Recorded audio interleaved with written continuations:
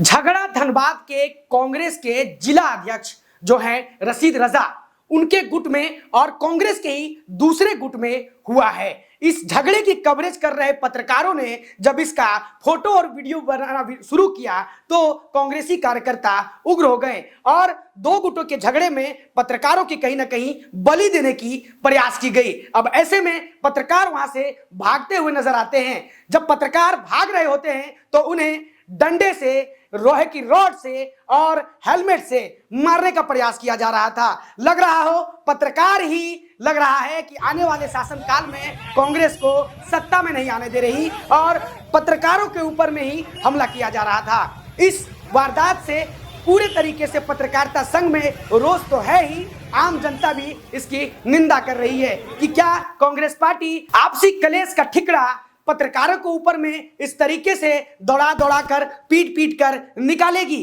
अब जिस तरीके से कल की पूरी वारदात को हम उठा के देखें तो जिस तरीके से पूरे देश में ईडी कार्यालय के बाहर में कांग्रेस के जो कार्यकर्ता थे जो प्रदर्शन कर रहे थे, उनकी जो रौद्र रूप आप देखते तो कहीं ना कहीं आप भी सोचने पर विवश हो जाते कि क्या देश में लोकतंत्र नहीं है, क्या लोकतंत्र में इतना भी अधिकार नहीं है कि किसी घोटाले को लेकर के किसी नेता या किसी मिनिस्टर को ईडी पूछताछ कर सकती है। सब कुछ तो लोकतंत्र के हिसाब से ही चल रहा था। अब ऐसे में जिस तरीके का रौद्र रूप पत्रकारों के साथ धनबाद में देखने को मिला कांग्रेसी कार्यकर्ताओं का, इससे तो यही लगता है कि अब पत्रकार सुरक्षित नहीं है। और जैसा कि पत्रकार हमेशा ये कहते भी रहते हैं कि हम जनता के हितों की बात करते हैं, हम जनता के मुद्दों को उठाते हैं और पत्रकार जब समस्या में आते हैं तो क्या उनके लिए कोई बोलता है। पूरा मामला हो चुका है, सोशल मीडिया पर वीडियोस वायरल हैं, लेकिन अभी तक कांग्रेस के किसी भी वरिष्ठ नेता की तरफ से कोई सहानुभूति पूर्वक कोई जवाब नहीं आया। तो क्या हम ये समझे कि इसी तरीके से हम कवरेज करने जाएंगे और हमारे जान की भी कोई गारंटी नहीं होगी?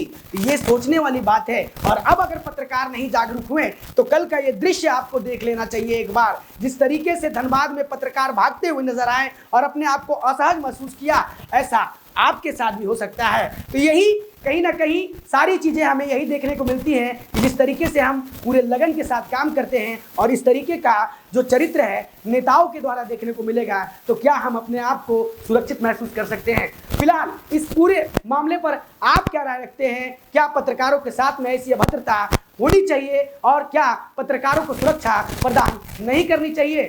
सरकार को इसके ऊपर आप अपनी प्रतिक्रिया हमें जरूर दें।